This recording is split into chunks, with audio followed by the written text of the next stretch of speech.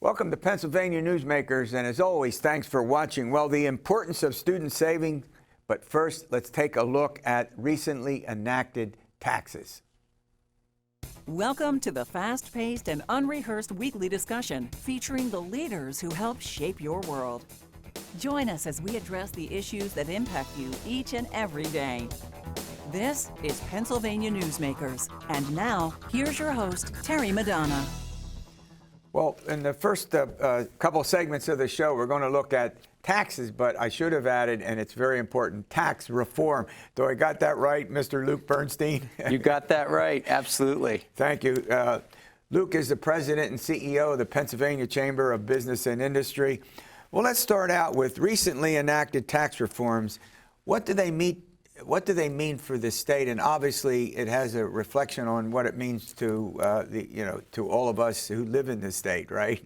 Absolutely. So the recently enacted tax reform in Pennsylvania as part of this year's budget was a significant reduction in our state's corporate net income tax. Right. So currently, our state's C&I, so corporate net income tax, is the second highest in the country, right, only ahead of New Jersey. So for years, this has been a huge stop sign for businesses looking to come to Pennsylvania and invest here, and for businesses that are already located here to further grow, invest, add new jobs because of that big tax burden.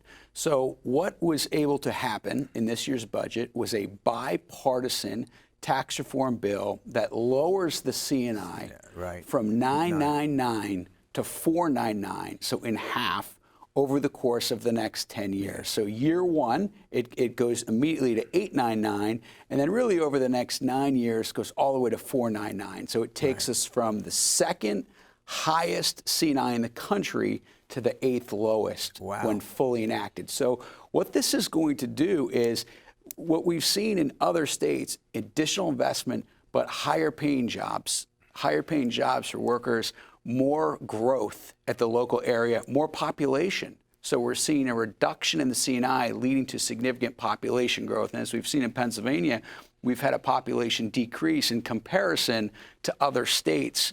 And we've lost a congressional member every year in the last 10 censuses. So it's time that we get more competitive and start really putting policies in place that are going to grow jobs right here in Pennsylvania. Well, you can't drive anywhere and not see help wanted, help wanted, help wanted, help wanted.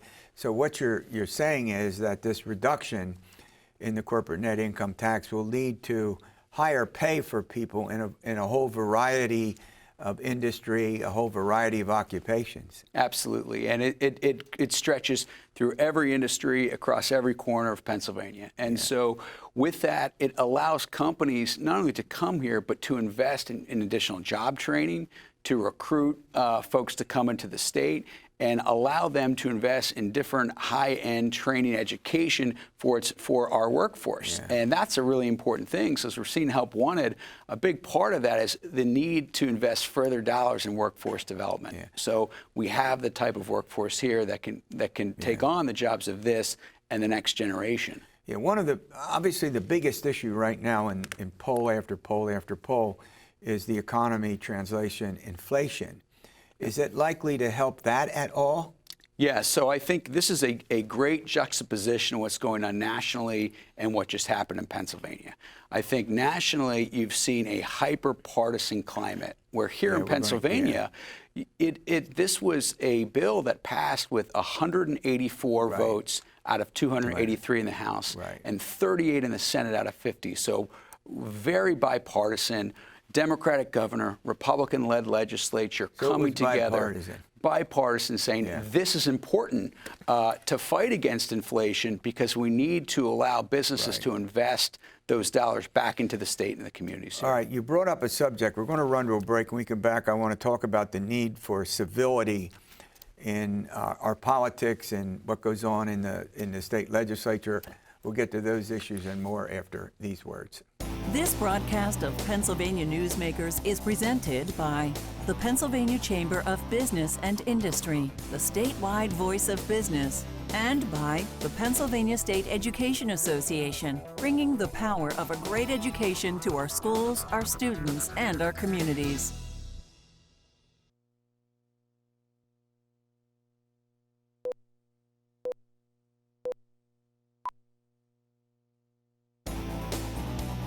This broadcast of Pennsylvania Newsmakers is brought to you by the Pennsylvania Highway Information Association, the go-to source to learn about transportation projects and issues. Please visit pahighwayinfo.org. And by the Pennsylvania Manufacturers Association. Business in Pennsylvania is our business. All right, I'm chatting with Luke Bernstein. He's the president and CEO of the Pennsylvania Chamber of Business and Industry. We were talking about the bipartisanship that allowed for the reduction in the corporate net income tax. And you make an argument that there's really a need for civility in races that ultimately would lead to pro-growth in the state. Yeah, I think it's really important today, and we just saw this here in Pennsylvania. We had a Democratic governor work with the Republican legislature to enact real reform that's going to grow jobs and help investment in this state. I think when you bring different viewpoints, and in today's hyper-partisan environment, the ability to bring in all different viewpoints together to come under one flag of, look, this is best for Pennsylvania. And what happened here is you had this broad-based agreement saying, we need to grow jobs. We need to put Pennsylvanians first.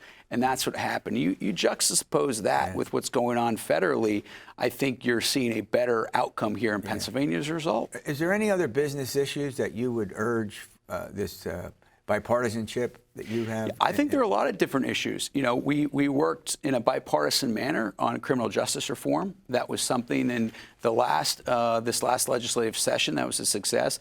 Another part that's really critical, I think, for Pennsylvania businesses is regulatory reform. Right. I think that's something that we can all agree on without sacrificing any environmental regulations that one party may want or one other may be not want. Things that we can come together on. So when you look at regulatory reform, how can we reduce the time of permitting? How can we bring in maybe third-party reviews to expedite the process? Those are things that are bipartisan that can really, we can come together and put Pennsylvania first. As the new president of the chamber, I take it that's going to be one of your major, given I can tell the significance of it to you, that's going to be one of your major initiatives? Absolutely. And the other thing is workforce development.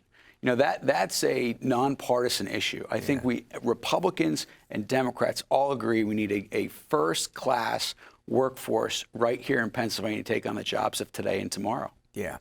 All right, before I let you go, let's talk a little bit about, you have an upcoming dinner, and of all places, you want to talk about a tourist place that gets, important to the state, Hershey, Pennsylvania, right? October 3rd, we're going to have our dinner. It is the marquee dinner in the state of Pennsylvania every single year. October 3rd, we have former Governor Chris Christie coming to do Point with Counterpoint, former DNC Chair Donna Brazile, talking about Pennsylvania's importance in 22 for the 24 election. So it's going to be a great night. Well, we're going to do a lot on the elections here in Pennsylvania. The candidates are here. We've got President Biden is coming into the state I think it's August 30. We also have Donald J. Trump coming into the state to campaign for Dr. Oz and the Republican gubernatorial candidate, Mastriano. So the candidates and their surrogates are going to live in Pennsylvania, right? As they always do, right? So as we go back, Pennsylvania, founded as the Keystone State, continues to be the Keystone State. It's hard to win 1600 Pennsylvania Avenue without going through Pennsylvania. Yeah. Well, we're going to run to a break, and we just saw President Biden obviously do this student loan reduction, which, is a bit controversial, I'll put it that way. But make no mistake about it, it just gives a new emphasis to the importance of student saving. We'll get to that after these words. This broadcast of Pennsylvania Newsmakers is brought to you by CrossState Credit Union Association. Credit unions, where people are worth more than money. To find a credit union that is right for you, go to ibelong.org. And by the Energy Association of Pennsylvania, Pennsylvania's energy information source.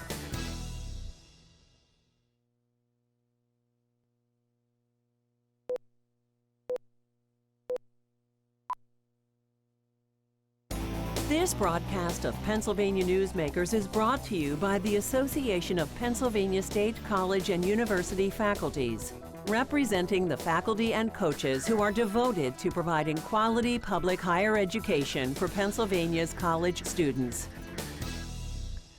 All right, joining me now is Representative Rosemary Brown from the 189th State Legislative District. That's, do I got this right? Monroe and what's that other county? Pike County. Monroe and Pike. And Nicola Foggie, she's the Chief Regulatory Officer with CrossState Credit Union Association. That's a long title, but we have fun with it. All right, look. Make no mistake about it, saving is important, and we want to talk about the importance of savings, I think, particularly for young people, but what our guests are going to talk about applies to just about everyone. So give us that overview, Nicola, the importance of saving. So the savings is one of the essential aspects of wealth building, and having a source of, a pot of money, if you will, should you have those impacts in life that come up unexpectedly. But it also helps give people peace of mind. And so building savings is something you can do in increments, one bit at a time, or you can actually enlist a professional to help you get started with savings. So personal savings can start, at a very young age and is important all your life. Yeah, I want to talk a little bit more about that, but I'll tell you something, Representative. It has to be difficult. I mean, you represent, I'm sure, a wide variety of demographics, as well as wealth in your district. And for some families, they're just struggling to make ends meet. It has to be tough when you start talking about young people, in particular, saving money. It's extremely tough, and the credit union actually has been wonderful. My efforts as a legislator have really been focused on education and education with financial literacy from 9th through 12th grade. And we did a lot of reality fairs and things with their foundation, really trying to teach the students the needs, the wants, your salary, what that means on a gross level and net level, what your housing costs should be, technically 30% of your gross income, and really that education piece, giving them the skills and the knowledge base that they can make the best decisions they can in the future. And believe it or not, I think oftentimes when the students learn more, they actually pass that on to the parents as well. So it is really trying to get to the root of making good decisions with education that helps you in your lifetime to feel comfortable. There's a particular program of saving called PRIZE, P-R-I-Z-E, linked savings. What's that about? I'm going to actually turn that question back over to her. This is her baby. Yeah, this is again part of the financial literacy efforts, and really trying to give education, but incentivizing people to save. You'll often hear, Terry, the 50, 30, 20 rule. 50% of spending on your needs, 30% on your wants, and 20% on savings and paying off debt. Now, that can vary a little bit all around the board, but the term has always been about 10% of your net income to put aside in savings. And it's difficult, like you said, with inflation. You call that, if I got this right, incentive-based saving. That's exactly. Act 56. Exactly. Something you know a little about. Right. And it basically allows the financial institutions, credit unions, and banks to be able to incentivize their customers to, when they make a deposit into the bank for savings, they get a raffle or a chance to win additional prizes. And it's bringing attention to the fact how important savings is, and also having some fun while you do it, and building up client bases. But there's no chance of losing the money, which is why sometimes the word raffle, I don't want people to think that you're going to lose. Yeah, you're gambling. No, it's basically bringing that education and incentivizing, which is why I worked on it with the financial literacy aspect. And Terry, if I may add, absolutely. There are more and more states, credit unions and banks getting involved in prize-linked savings. It is something the representative wholeheartedly supported in PA and got started. New Jersey also has prize-linked savings at the credit unions and the banks. Well, let's talk a little bit. We heard the president this past week, lay out the loan forgiveness programs. We won't get into the detail about it. It's obviously controversial. We won't get into that either. But it does illustrate the need to deal with, students pursuing a higher education. But that leads us to student loan debt. Take it. Let me give you some startling statistics. The value of a college degree today is an average of $57,000. We have a variety of colleges and universities throughout the country that certainly can go way up or slightly lower there, depending upon the degree you're in. An advanced degree could be on average of $82,000 a semester. But let me back up a bit. Parents are still preparing for college for their high school student, which the average of just putting your kid through high school could be $30,000 on average. And so certainly some other startling statistics based around unemployment based on the education that you did get. If you graduated with a bachelor's degree recently, your unemployment rate might be 4.7%. So you've spent this time, you've obtained this degree, and you may not even have the job that you were seeking based on the degree that you selected. Yeah, hold on. We're going to run to a break. When we come back, you have some other things about college costs and gaps that exist with aid. We'll get to those and more after these words. This broadcast of Pennsylvania Newsmakers is brought to you by the Pennsylvania Medical Society. Inspired physicians committed to the good health of Pennsylvanians and the advancement of the practice of medicine.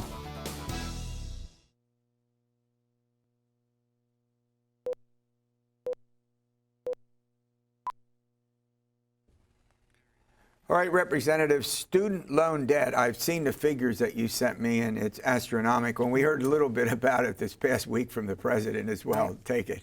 Definitely a concern for families and for students, and especially making a decision whether they're going to go off to higher education, if they can afford to go to higher education. I would have to say one of the largest pieces of the financial literacy decisions and working with college debt is, what do you plan on doing for your career? And I know that changes for students. It does. Right, throughout their coursework. But what do you plan on doing? And what does that median salary look like after you graduate? And taking into account what that education is going to cost as far as then what you're able to pay back. And so that is part of the education and the skill set to know your personal finance. Knowing what your salary will be and what that education cost will be for that salary. Well, back in the day, I mean, an individual would have a job, and that would be that person's job from the time they entered the workforce until they retired. Now, you can have 3 or 4 jobs, right? And in different occupational areas, different professional areas as well. Let me share some startling statistics about student debt, as we've been hearing about for quite some time, but especially so in recent days. But there's $1.44 trillion in total U.S. student loan debts outstanding. 44.2 million Americans who hold student loan debt of some varying size. And student loan delinquency rate is actually about 11.2% right now, even though there is a pause presently on payment. And then the median student loan payment for borrowers aged 20 to 30 years, so those prime age years when you're typically starting a family, you may perhaps purchasing a home and making career moves, is about $203 a month, which is significant for someone that age who may have all of those things going for them. But we have some tips. To help manage. If you're going to borrow money, if you're going to borrow money, here's what you need to know. Absolutely. So to help students manage their debt, and just as an aside, there are actually many parents and grandparents who took on student loan debt on behalf of their children or grandchildren. So we have many folks of varying ages paying back student loans currently. So here's some of the tips. When you're starting to borrow, only borrow the amount you need. Try to do U.S. government loans first. They typically have a lower rate than private loans. and then shop around, just like you shop around for a car, shop and Good point. compare. And then certainly look for forgiveness opportunities if there are any based on perhaps the profession you're in. Pay the highest rate loans first and on down. And then pay extra principal whenever possible, even during the pause. So I guess the question is, you would think what you just talked about is common sense. But I take it that people don't follow that because of their exigent, their circumstances, right? Yeah, it's very hard for people, and you're always learning every day. And the dynamics of our world and inflation, things are changing every day as well. But I do think that's one of the reasons. I hope that people that are watching, we worked very hard together with the credit unions to actually push the financial literacy education coursework for our 9th through 12th graders. And I would tell parents, it counts as a graduation requirement if they take it. And I really would like to see more students come out of high school having taken a course on personal finance, financial literacy, that can help them understand some of this and really understand the loans, understand, what they should be trying to save, what their decisions So the basic point here is you need education. We all do, right? Yeah, that's for sure. We But all you do. need you need education in order to understand this, and so you just avoid the mistakes that cost you a lot of money. And feel free to stop by a credit union nearby, and we'll be happy to sit down with you. Yeah. Before I let you go, there are types of student loans. We have about 2 minutes left. Go ahead. So this is part of the education part. There's a variety of student loans. I mentioned some that the borrowers can themselves, the student, can apply for, and there are some that a parent or grandparent can apply on their child or their grandchild's behalf. So some of the ones that are out there are a Stafford loan. These couple are government backed loans. The interest is you pay while you're in school, so you can knock down some of that debt even while the student is in school. There's a PLUS loan, parental loans, or a PLUS loan as we call it for short, for undergraduate students. And then there's a very popular direct student loan that the government has. Many lenders, including credit unions, offer these direct student loans, another opportunity to educate folks as they're making the choice. These have competitive rates. Recently as low as 4 or 6% versus some private student loans that are up around 9%. And then there are private student loans that you can get from a variety of servicers. Yeah. Well, I think what you've helped us with is to understand better how this is complicated. This is not something that's just easy to pick up. I mean, you do need some education, and you do need to talk to someone with experience, as I think both of you have pointed out. Thanks for coming in. All right, we'll see you next week for another edition of Pennsylvania Newsmakers, and as always, you stay well.